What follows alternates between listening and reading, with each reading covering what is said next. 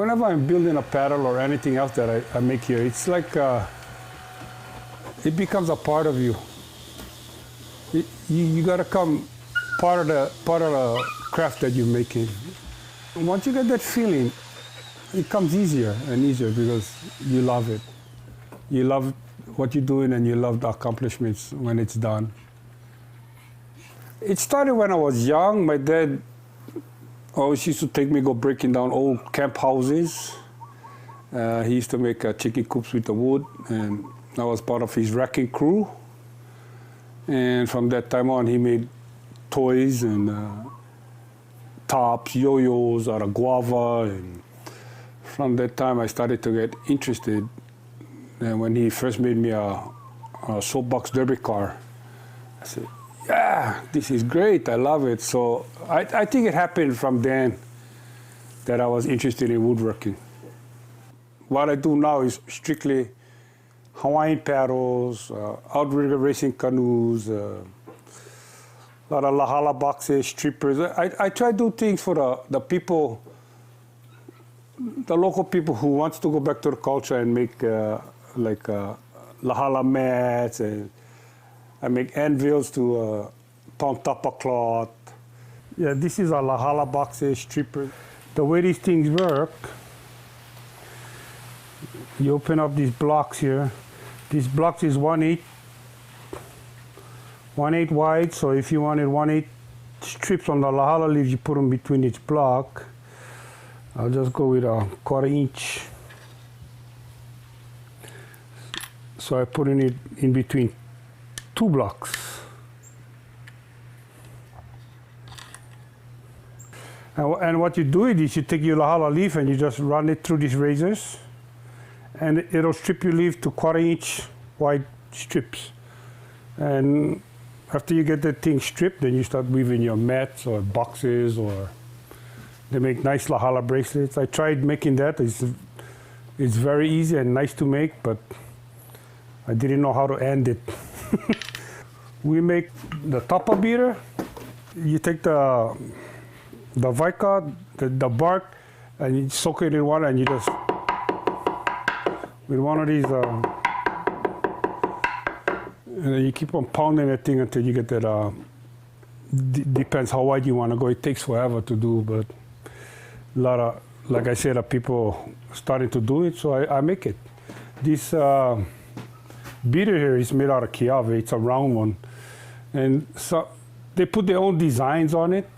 I also make the square one, the flat one. And the design is goes with, according to the family. They have, each family have their own design.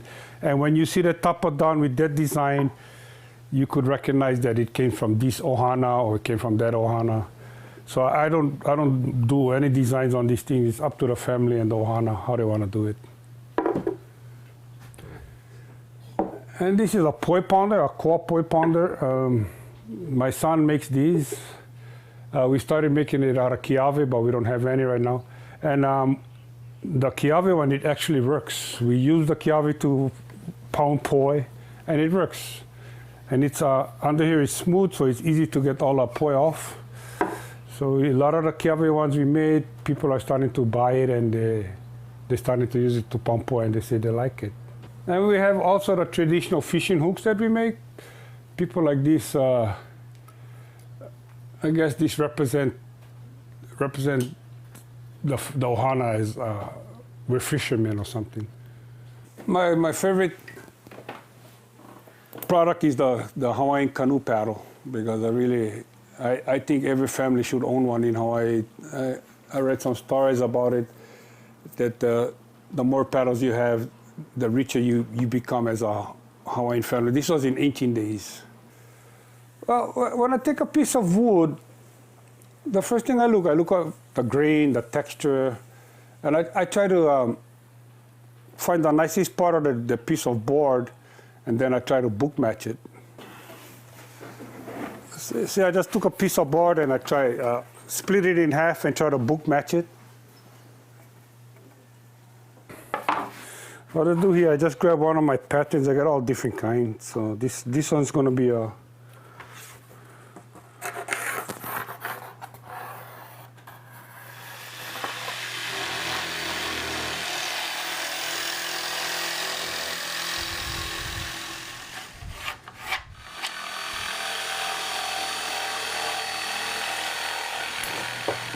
And you can determine the back and the front because of this E-hole here.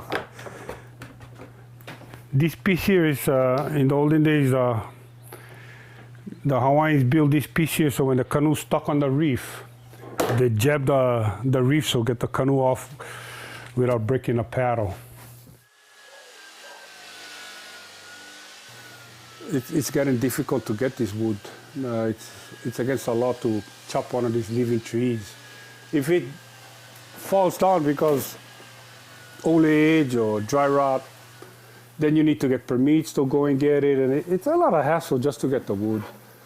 But you know, I've been doing this for like 25, 30 years, and I know a lot of people who mills this stuff, so I can get some if I need, but it's getting harder and harder just to get the wood. We also make canoes, model outrigger canoes, the old Hawaiian style.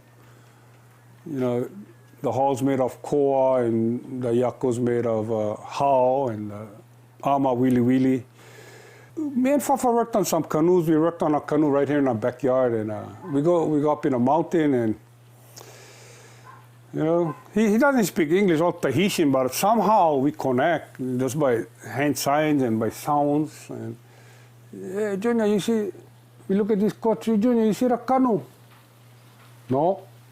Right there, and then he start showing me, you know. Then I gotta use my imagination, but I could picture the canoe, but I couldn't see. He could see exactly how he's gonna cut the tree so the canoe falls on the hull. And I told myself, wow, man, I hope someday I can see the canoe. Actually, I think the reason why I cannot see canoes because I like to build paddles. Paddles is my first love. If he asked me if I could see the paddle in a tree, oh yeah, I can see about 20 paddles in the tree, but I couldn't see the canoe. I love to take just a piece of scrap wood and turn it into art. I love it. It's nice to see that you can take something and turn it into something beautiful.